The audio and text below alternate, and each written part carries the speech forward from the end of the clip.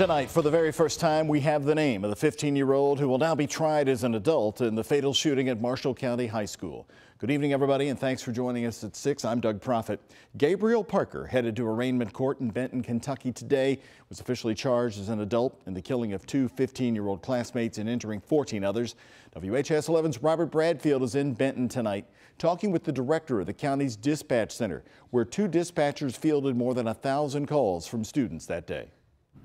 The dispatchers who were working the morning of the high school shooting here in Benton, Kentucky, say they were on the phone for an hour and a half with students. The director telling me tonight it was a scary moment for all involved.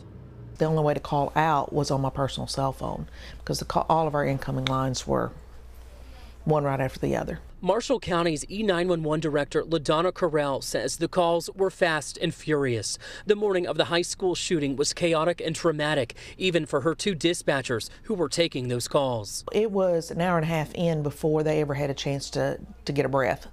It was nonstop. She knew she had a job to do and spent much of the day directing first responders to the high school and the hospital. The calls still give her chills. We normally, probably within a 24-hour period, get 1,000 calls.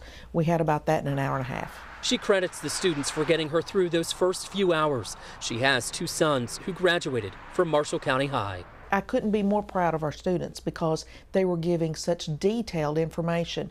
They were giving the closet number where they had barricaded themselves or the room number where they were locked in, and they were giving very specific directions so that we could relay that information to law enforcement so that they could be found. And with the recent shooting in Florida, Corral says those emotions came flooding back. The tears returned, and for the two dispatchers working that morning in Marshall County, so did the anxiety. It's a little overwhelming, to be quite honest. Our wounds have not even started to heal, and now they've been opened again. Corral says she's reached out to a dispatcher in Parkland, Florida to offer her condolences. She also plans to speak with their 911 director and send them a card to let them know here in Marshall County they are being thought of in Florida.